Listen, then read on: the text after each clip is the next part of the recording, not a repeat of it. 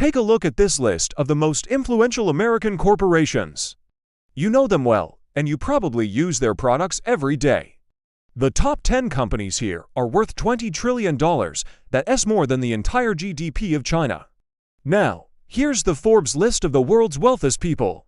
As you'd expect, these two lists overlap quite a bit. There's Elon Musk and his Tesla, Mark Zuckerberg and his Meta, Jeff Bezos with Amazon, Bill Gates with Microsoft.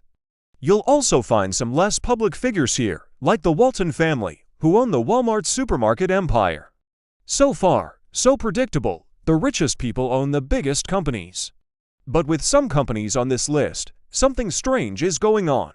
For example, right here in the second tier, you have Visa and MasterCard, household names, even if they're not accepted everywhere. But if we try to find their owners on the Forbes list, we come up empty. Well, of course, almost all of us use their cards. But you won't find the actual owners of these two payment giants among the world's richest. You also won't find the names of the owners of the world's largest aircraft manufacturer, Boeing. Or the holding company Procter & Gamble, which supplies half the household chemicals on our store shelves. The same goes for PepsiCo, which makes not just the famous soda from the 80s, but a ton of other products in every grocery store. Doesn't it strike you as odd that none of the shareholders of these global corporations appear among the planet's wealthiest people? Well, let's try to find out who really owns these firms. To do that, we'll go where all information about American companies is gathered, the website of the U.S. Securities and Exchange Commission, the SEC. And what do we see? Almost 70% of Procter & Gamble is owned by strange entities called institutional investors. We asked ChatGPT who they are and learned that these are investment funds, banks, and insurance companies. So, Procter & Gamble, Boeing, PepsiCo, Visa, and MasterCard are owned by other companies. If we don't stop here and dig deeper, we find that even at Alphabet, the parent company of Google, institutional investors own almost 60%. So yes, Larry Page, Sergey Brin, Jeff Bezos, Bill Gates, and Mark Zuckerberg do have their shares, which land them at the top of the Forbes list.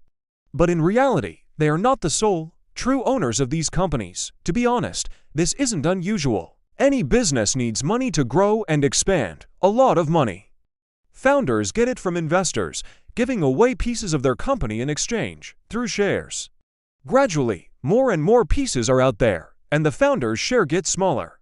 I have a Cambridge University study right here that states 88% of large U.S. corporations are controlled by just 3 companies. And today, I'm going to tell you what these 3 mysterious companies are that own, effectively, the entire American economy. And more importantly, who owns them, and can we, somehow, get a piece of this global financial pie? Welcome to the story of how the world's financial system really works. May 1930. The United States has been in the Great Depression for almost a year, the largest economic crisis of the 20th century. Millions are losing their jobs, pulling money from their accounts, and banks are collapsing one after another.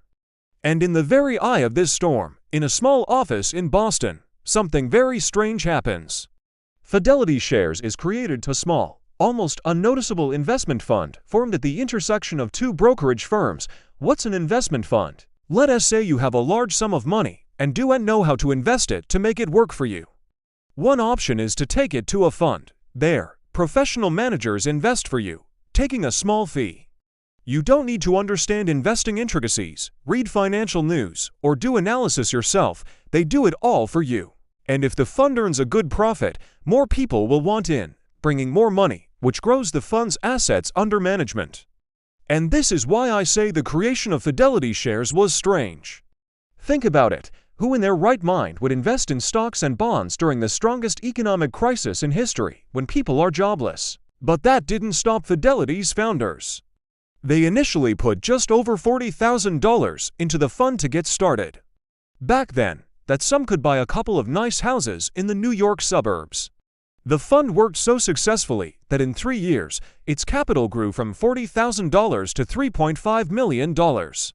Yes, peanuts for a fund, but more and more people brought their money to Fidelity, seeing how it multiplied capital. Then 1941 arrives, and the United States enters World War II. The stock market, which had just begun to recover from the Great Depression, plummeted again. Just imagine, what stocks and businesses when there's a world war? Even the most reliable funds began to suffer losses and people pulled their money out. Fidelity, among them, could have sunk into oblivion. But at this moment, a young man enters the stage, Edward Johnson too, a Harvard graduate, a successful lawyer with a ton of connections. He had it all. In the early 40s, right after the Depression, he personally helped draft the Investment Company Act and had studied the financial industry in minute detail. Edward understood that crisis presents the best opportunities. So when he noticed Fidelity, a small but successful fund, he saw an undervalued asset with a good reputation and client base. In 1943, he became the fund's manager and started changing everything. He sold off loss-making assets, fired complacent old managers, and hired young specialists in their place. He introduced regular reporting, set internal standards, and automated workflows. From a client's view, nothing changed, but from the industry's perspective, a revolution happened. Fidelity became the first truly modern fund as all investors know it today. And Johnson was sure, in the future, when the war ended, the market would inevitably revive. Stocks that cost pennies now would soar. The key was to weather the storm and be ready for growth, and he was right. The United States emerged from World War II as a superpower. The country was producing almost half of the world's GDP. It held the keys to global finance, technology, and military might. America was building houses, roads, buying cars, opening universities, and having babies. And all of this, of course, required materials, machinery, and electricity. So, business began to boom, and following right behind, the stock market exploded. Shares of major companies like General Motors, Boeing, U.S. Steel, and DuPont were making huge gains. And along with the American economy, Edward Johnson II's Fidelity Fund grew, as did his future heir, Edward Ned Johnson III. By a curious coincidence, he and Fidelity are the same age, both born in 1930. When Ned Johnson grew up, he became the head of a subsidiary fund his father created called Magellan. Unlike the more conservative Fidelity, Magellan invested in small but promising companies. Later, in 1977, when Edward Johnson II, the father, naturally became the head of the entire Fidelity empire, the Magellan Fund would come under the management of a longtime employee, Peter Lynch. At that point, Magellan managed assets of $18 million. Now, you'll agree, for a major fund, that's not much. But over the next 13 years, under the talent of Peter Lynch, the fund's capital ballooned to $14 billion. To give you perspective, that's an average annual return of 29% in dollar terms. Those are astronomical numbers. But who is this investment genius, Peter Lynch? What was his secret to multiplying capital like that? The answer likely lies in his books. He wrote 3 of them, in fact. Unfortunately, you won't find any hidden knowledge there. But here's the interesting part. The co-author of Peter Lynch's books is John Rothschild. Now, what do you think? Is there a connection between Lynch's financial success and having a man with the last name Rothschild among his circle? Well, let's figure it out. Today, the Fidelity Fund is run by Edward Johnson's granddaughter, Abigail Johnson. She owns 28.5% of the company, with another 10% each held by her sister and brother. As for the rest of the fund, it's distributed among former and current top managers, including that very same Peter Lynch, and this is where things get interesting. But no, the fact that Fidelity is half owned by former hired managers like Peter Lynch is actually standard practice. Management gets a small stake in the firm they run so that the quality of their work directly impacts the value of their personal assets. And since the fund was founded almost 100 years ago, it is no surprise that over half the company has been given out to its best employees over time. The real inconsistencies in the numbers appear in the other half of the fund, owned by the Johnson family themselves. Take a look. Fidelity's assets under management are $5.9 trillion, as they themselves state on their website. Now, let's grab a calculator. If Abigail Johnson owns 28.5% of this fund with $5.9 trillion in assets, then her personal wealth should be valued at over $1.5 trillion. That would catapult her to the very top of the Forbes list by a huge margin. Even the current leaders have a measly couple $100 billion. But what do we see? Abigail Johnson is in 55th place with $33 billion. So who owns the remaining $1.5 trillion? Could it be that same John Rothschild who shared investment secrets with readers alongside Peter Lynch? Well, it's time to disappoint conspiracy theorists. John Rothschild is just an ordinary journalist and has no relation to the famous reptilian clan. The real owners of Fidelity's trillion-dollar assets are hiding in a completely different place. But to understand where, we need to look at other funds, because Fidelity is far from the only one, and moreover, not even the largest owner of corporations on our planet. This is New York. This is where Wall Street is, the heart of the entire financial world. And 85 miles to the north lies the prestigious area of North Salem, a favorite spot for all kinds of celebrities and billionaires. For instance, Bill Gates and Michael Bloomberg bought plots here for their daughters. There are many horse farms here, 56 in the whole district. So it's no surprise the most popular hobbies here are horseback riding and trail rides. However, there's also an estate like this one.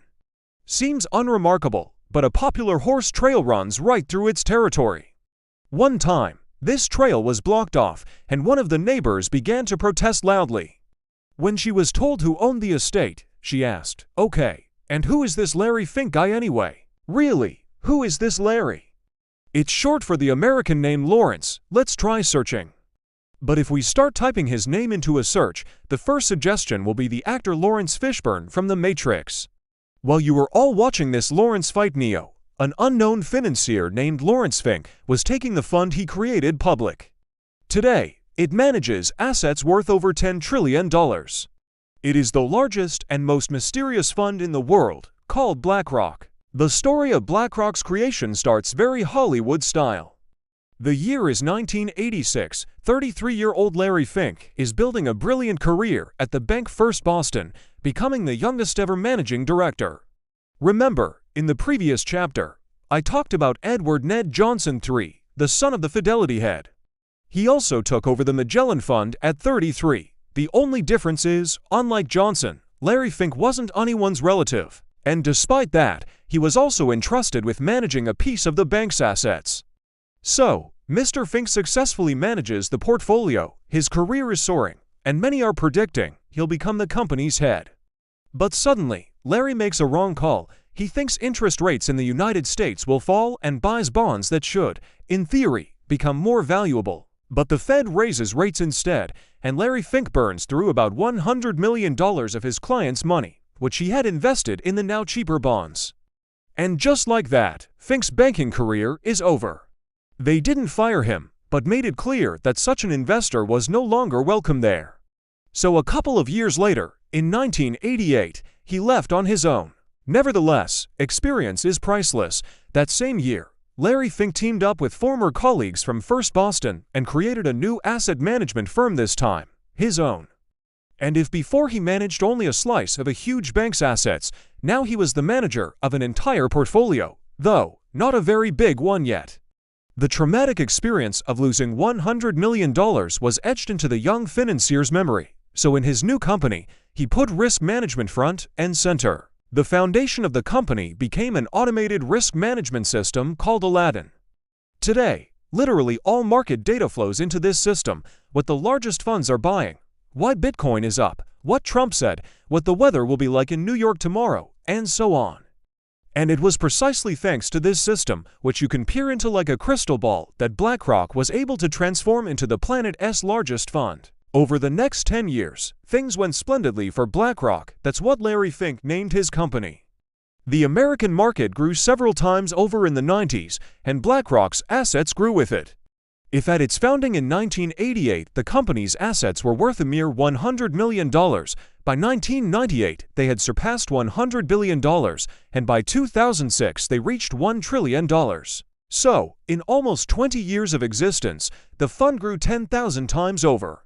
But its real star moment came in 2008. First, America, and then the entire developed world, was hit by the mortgage crisis, the largest financial shock since the Great Depression of 1929. Real estate prices, which had skyrocketed in previous years, plummeted, and with them, the value of all the securities tied to them. But practically all banks and funds had accumulated such enormous quantities of these securities that their devaluation pushed most to the brink of bankruptcy. In the end, over 400 banks ceased to exist. Among them was Lehman Brothers, a financial giant with a 150-year history that was one of the 4 largest investment groups in the United States. Those who managed to survive laid off employees en masse and begged the government for help. But BlackRock, they didn't ask for any help.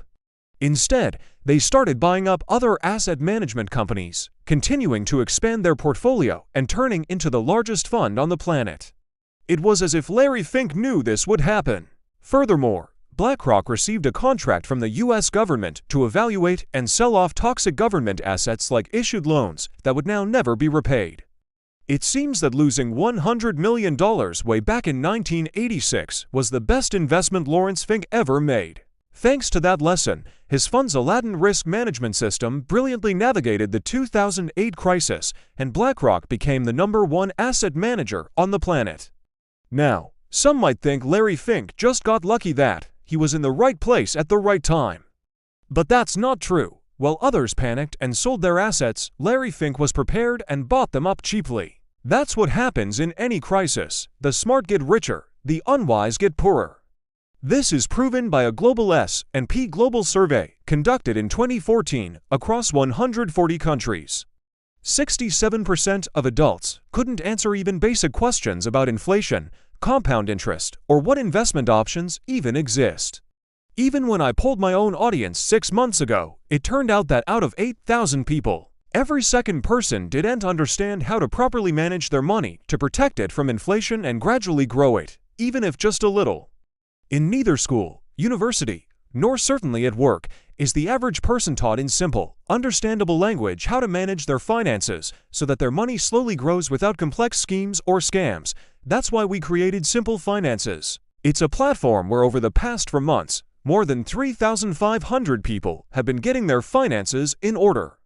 Here's what you lines find inside. 1. A full financial literacy course for those living paycheck to paycheck, spending more than they earn, and having no savings. 2. An AI-powered bot you can ask any finance-related question. It has already trained on our materials and runs on the latest GPT model, no complicated workarounds or registrations needed. 3. Over 1,000 practical posts explaining how to safely preserve and grow your money in 2025, even if you don't have an economics degree or millions in capital. 4. Access to an archive of 3 live sessions with me, where each month I break down the most relevant economic events in Russia and the world, explaining how they affect your wallet and how to prepare. 5. Most valuable of all, a forum with 3,000 real, active members discussing case studies on the stock market, bank deposits, real estate, crypto, geopolitics, and dozens of other financial areas that impact our lives. All of this is available by subscription for just 1,390 rubles per month. You can sign up in the next couple of days and only in that window, because after that, we'll close registrations, raise the price, and focus on working with our current members to further improve our product, which we develop every single month. So, if you finally want to get your finances in order, figure out how to save, protect, and grow your money in modern Russia, click the link in the description and join Simple Finances. But we were talking about Larry Fink, right? So far, his story looks like a perfect rags to riches tale from a textbook. Lose everything, build a firm from scratch, weather every crisis, and become the owner of the world's largest fund, with assets now over $10 trillion. Except ... at the top of the Forbes ranking, there has never been, and isn't, any Larry Fink. To find him on that list, you'd have to scroll for a very long time. Lawrence Fink holds ... guess which spot? 2,623rd. His net worth is $1.2 billion. Sure, that's a solid sum, but it's 27 times less than Abigail Johnson's from Fidelity. And this is while BlackRock's assets are nearly twice as large, and we've just painted the fund as this colossal entity. You've probably already guessed the explanation. Lawrence Fink owns just 1% of BlackRock. Yes, he's the founder, but it was built with shareholder money. The largest shareholder in BlackRock's early days was the private equity group Blackstone. In fact, BlackRock was created within Blackstone in 1988. For its first 4 years, it was even called Blackstone Financial Management. So, when I was showing you those shareholder lists earlier, I hid one more name. And for almost all of them, it appears in first place. This is the ranking of the largest asset management companies. The top spot is already held by our friend BlackRock. Take any public company, and you will almost certainly find this fund among its largest shareholders. For instance, BlackRock owns nearly 8% of Apple, Microsoft, and Procter & Gamble. That's all millions, even billions of dollars. That's why BlackRock is often called the owner of the entire global economy. But in the shadow of this BlackRock of global finance lurks another fund, and it's far more mysterious. Its name is the Vanguard Group. This company, which owns about 9% of BlackRock, might seem like just another Wall Street player that simultaneously belongs to everyone and no one. But here's what's interesting. If we look at Vanguard's company profile on NASDAQ, we see only a dry, 6-line summary. No financial reports, no performance metrics, and no list of owners. Compare for yourself. Look at BlackRock's profile. It has everything: stock quotes, dividends, revenue, press releases, and, crucially, a detailed ownership section. The same is true for State Street, Morgan Chase, Goldman Sachs, and other financial giants. But for Vanguard, nothing. 6 lines. That's all you need to know.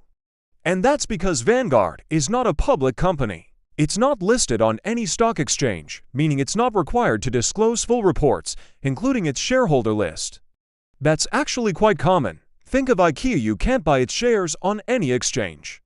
Or companies like Bosch and Mars, owned by the descendants of Robert Bosch and Franklin Mars. For that matter, the Fidelity Fund I told you about is also a private company. Yet, we at least roughly know Fidelity's shareholders. Half is owned by former managers, the other half by the Johnson family. They may not be the most public figures, but information about them is findable. But information about Vanguard's owners, none whatsoever. Pause this video right now and try to search for who owns this, the world's second largest fund. Write in the comments what you find. So, any luck? Chances are, the first person you came across was this influential gentleman.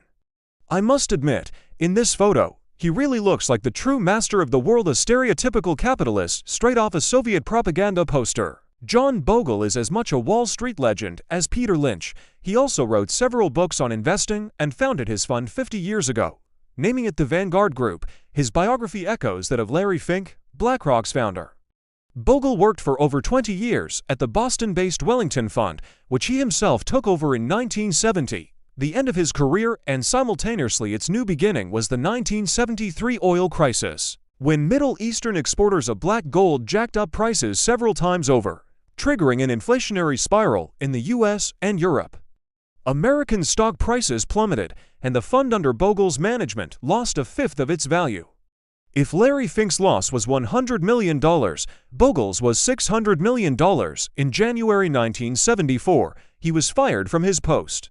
Soon after, an antique engraving salesman came to his door and left a book about the triumphs of the British fleet. Bogle flipped through it and came across a painting of the Battle of the Nile, which featured Admiral Nelson's flagship, named HMS Vanguard. An excellent name, thought Bogle, and founded a fund with the same name. So, have we finally discovered who, through this chain of funds, is the ultimate beneficiary and largest owner of practically every Western company? Could John Bogle be the man who controls the entire global economy? As you probably guessed, with the Vanguard Group, things are also not that simple. And the first thing I can say with absolute certainty is that Mr. Bogle did not own this fund. Why am I so sure? A very simple and prosaic reason. John Bogle passed away on January 16, 2019, at the age of 89. There you have it. But if that's the case, surely he must have passed all his assets on to his heirs, right? He had plenty to choose from. According to his obituary, Bogle was survived by his wife, a brother, 2 sons, 4 daughters, 12 grandchildren, and 6 great-grandchildren. Enough material for a TV series where they battle for the right to control the global financial system. Oh wait, that's already been filmed, though not based on Bogle's life. But here's the problem. While media mogul Rupert Murdoch, who inspired the protagonist of Succession, has an estimated net worth of $23 billion, John Bogle's was $80 million, not billion, million. That's 15 times less than Larry Fink's, even though Vanguard's assets are nearly as large as BlackRock's. And remember, Lawrence Fink owns just 1% of the fund he founded. In Bogle's case, that share appears to have been even lower, if it existed at all. This raises a reasonable question. How could he not own the company he founded? Whose money was John Bogle managing then? Who are the people who own the assets of his fund, worth nearly $10 trillion? And if you add BlackRock's assets to that, you get a sum that even exceeds China's nominal GDP. The answer will surprise you. This quote is attributed to John Bogle. The little guy, the shareholder, is the true owner of corporate America. But so far, it seems Bogle himself didn't just lack the haystack named Vanguard, he didn't even own a needle, a tiny piece of it. To understand how this happened, let's delve a bit deeper into his story, as we did with BlackRock. BlackRock became number one after the 2008 crisis, largely thanks to its automated risk management system. What about Vanguard? How did it manage to climb to second place and is now breathing down BlackRock's neck? Perhaps, like Larry Fink, John Bogle also reconsidered his approach to risk after losing $600 million. But no, his approach was more radical. Bogle decided that you don't need to manage risk at all. In fact, you don't even need to manage the fund itself. You just need to do one single thing. Simply copy the index of the largest American companies, like the S&P 500. This index combines the 500 leading U.S. companies and shows the health of the entire American market. Instead of guessing which stocks would rise, Bogle proposed investing in all of them at once and winning through the growth of the overall economy. By speaking of the needle in the haystack, Bogle meant that there's absolutely no need to search for companies that will give you super returns. Just put a little bit of every company into your portfolio. In other words, buy the entire haystack, and that's exactly what he did. He bought all the stocks in the S&P 500 at once, not whole companies, of course, but tiny fractions of all 500 of them. This is how the world's first index fund, the Vanguard 500 Index Fund, was born, and it still exists today. If you look at its growth chart and compare it to the S&P 500 index, they are unsurprisingly identical. At first, other managers were skeptical of this idea and even mocked Bogle. We hire the best analysts here to beat the market, and he's not even trying to do that. What a loser! But soon it became clear that more and more people wanted to simply ride along with the index and profit from its growth. Why? Because consistently beating the market is incredibly hard. Active investors pay for analysis, traders compete with each other, and becoming the best is not easy. Not to mention, buying every company in the S&P 500 requires a fortune. So, active investors have to choose where to invest and what to avoid. An index fund solves this problem. It simply buys shares of all the companies in the index and doesn't spend money on expensive analysts. Non-existent analysts don't make bad trades, and the fund doesn't try to beat the market. When the economy grows, so does the portfolio. That's why most active funds, over the long term, lose to passive ones in both client returns and stability. To be fair, Vanguard's success was helped by a lucky launch timing. Portfolio managers, including Bogle, had just experienced a crash during the 1973 oil crisis, and their clients were disappointed by the losses. What's the point of paying fees to people who call themselves professionals if these professionals lose money anyway and just pretend they can forecast something? It's better to just invest in an index that always grows over the long run, right? And the S&P 500 was just starting to recover from that fall. If someone back then could have bought a tool that simply mirrored its performance, they would have increased their capital by 1.5 times in a year and doubled it by the early 80s, and that's exactly the tool John Bogle offered. And, of course, Vanguard had the lowest fees. For example, in 1986, one of the largest funds, the Colonial Index Trust, charged fees of almost 5%, while Vanguard's management fee was less than 1%. Because there was no need to pay analysts bonuses, or even to have analysts at all. The task of buying shares in the right proportion could be handled by anyone who graduated from high school. Over time, Vanguard began launching other index funds for foreign stocks, bonds, sports company shares, and so on. And now their website offers over 360 investment products for every taste. And here it's finally time to figure out, what are these products? They're hidden under this acronym, ETF, which stands for Exchange Traded Fund. The essence is this. First, Vanguard buys a little bit of stock from all the companies in an index. Then, it splits this resulting portfolio into many equal parts. Those very ETFs and sells them to anyone who wants them.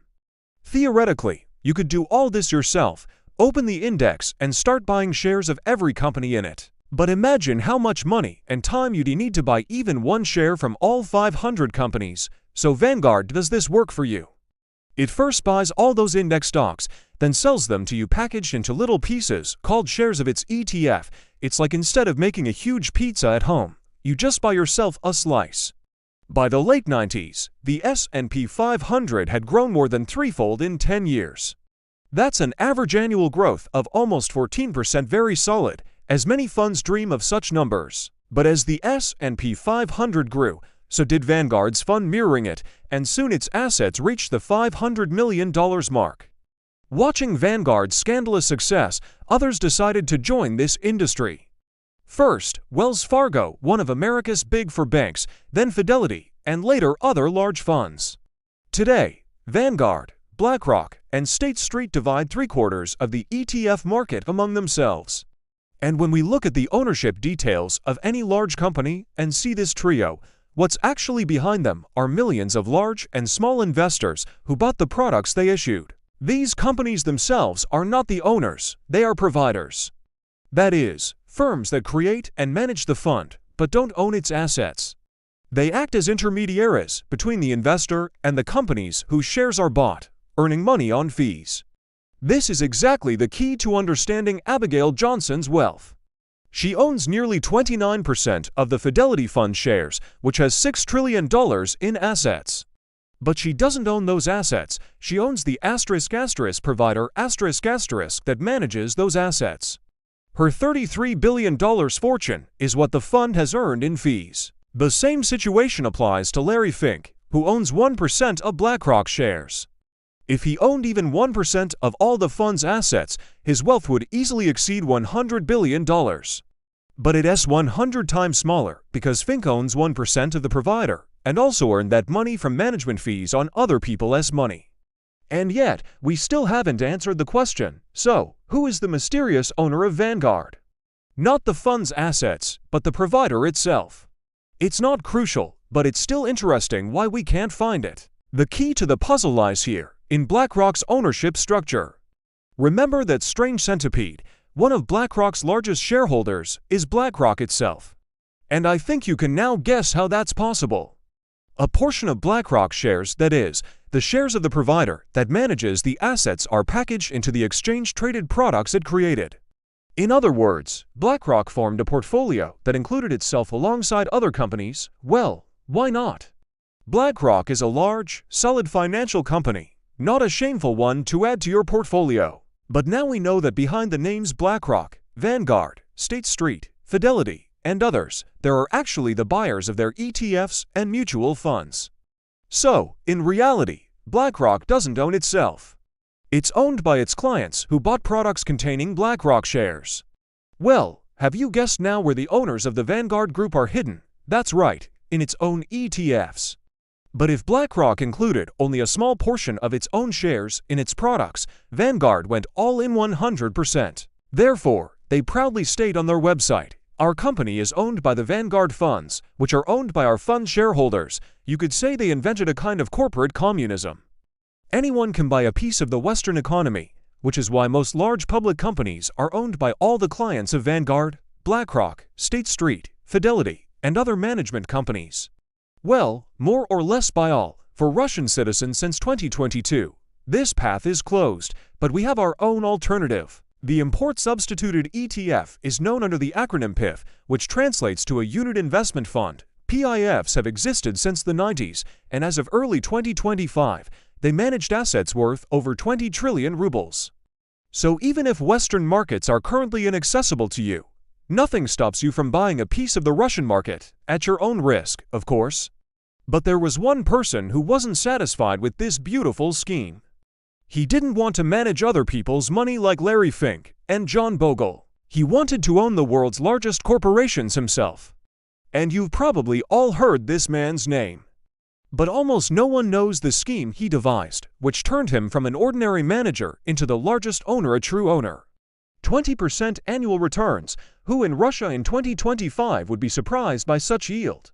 Open a regular bank deposit, and there you have it, 20%. But if we're not talking about Russia, but the United States, and not rubles, but dollars, then that's already an impressive result. And it becomes even more impressive when you learn that this yield has been holding steady for 60 years. These are exactly the results demonstrated by the company Berkshire Hathaway. Even if this name is unfamiliar to you, you've certainly heard of its main owner. Meet Warren Buffett, one of the richest people on the planet. He's currently only in 6th place on the Forbes list, but he became a billionaire back when his neighbors on the list were, at best, assembling their first computers in garages or hadn't even been born yet. Usually, this magical 20% return is presented as the main reason for Buffett's success, which lifted him to the top of the world. But in reality, it's not just about his virtuoso portfolio management and genius, but also the fact that it's his personal portfolio. Look, for example, at BlackRock's financials. Their own assets as of March 31, 2025, $142 billion. An impressive sum, of course, but nothing close to the $10 trillion often attributed to them. Because we remember that $10 trillion is clients' money, and the fund only owns the fees those clients pay. Now, Berkshire Hathaway, the value of its owned assets is over $1 trillion. And while BlackRock issues ETFs and manages other people's money, Warren Buffett buys companies for his own portfolio and has already bought them for a total value of over $150 billion. How do you like that, Larry Fink? You might think Buffett simply started forming his portfolio from a young age, made 20% a year, and thanks to the magic of compound interest, amassed over $1 trillion in assets over his 94 years. But no, Buffett started out much like other portfolio managers. And at first, he also managed clients' money. So how did he manage to turn someone else's portfolio into his own? The key to Warren Buffett's scheme is in one place. It's not some secret archives or investigative journalism, it's this Wikipedia page.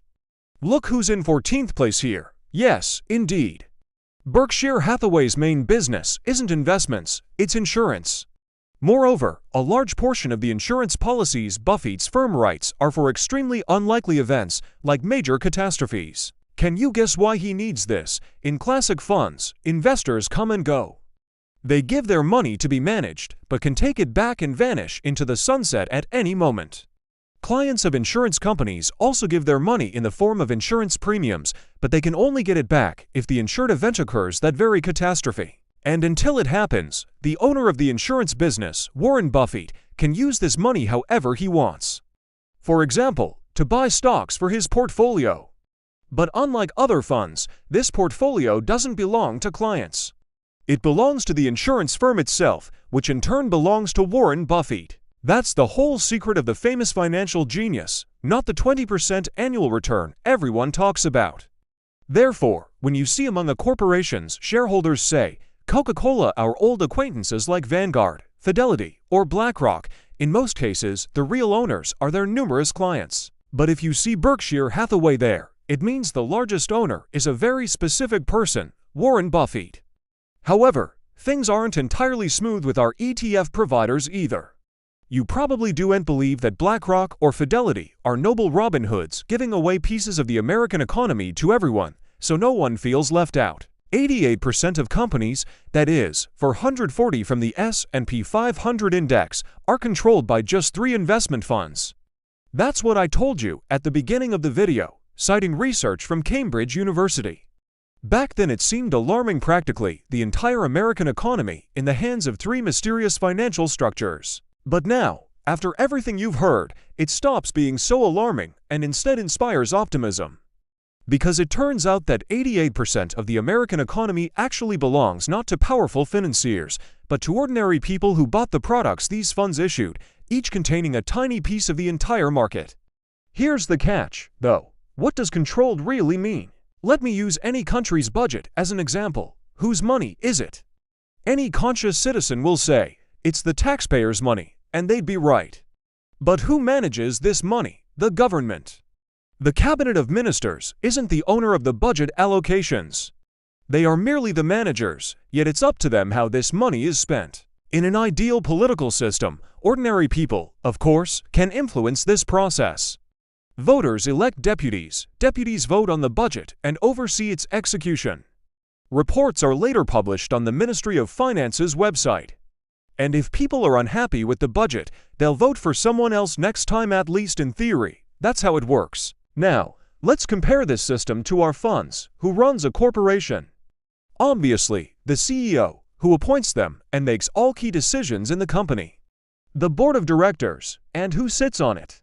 Right, representatives of the largest shareholders. To some extent, this resembles the budget process. The board of directors acts as the parliament here, and the top management they appoint acts as the government. The key difference is that, unlike deputies, ordinary people don't elect board members, even if they hold portfolios of funds that include these companies. The average BlackRock client has no idea why exactly these people represent their interests as shareholders, who they even are, and certainly has no way to influence their decisions. There's no huge problem with this yet. After all, these companies are successful, offer new products to the market, and still compete with each other, even if their boards have the same people from the same funds. And the representatives of these funds typically don't meddle in active company management, they just vote with the majority. Still, when it comes to who really runs the world, BlackRock and Vanguard, or ordinary people, let's not kid ourselves. Yes, technically, the numerous ETF holders own the companies, but ownership does not equal control. Real control in almost all corporations is increasingly shifting toward those very financial giants that conspiracy theorists love to call the true masters of the world. I'm sure many expected a grand expose here of a complex scheme tracing back to the Rockefellers, Rothschilds, the Bilderberg Club, and other famous names. Instead, you got just one Rothschild, and the wrong one at that, and Warren Buffett for dessert. But who's surprised by him anymore? What can you do? Reality is always more boring than conspiracy theories. But it's in this boring reality that you can find truly important things that go unnoticed amidst the imagination-stirring fantasies of conspiracy theorists. Maybe after this video, some of you will start paying attention to the decisions made by the boards of directors of companies in your portfolio. Some might decide to study the workings of mutual funds more deeply and start building that portfolio. And some might even go and open their own insurance company to become the next Warren Buffett. If you liked the video, please like, comment, subscribe, and see you next time.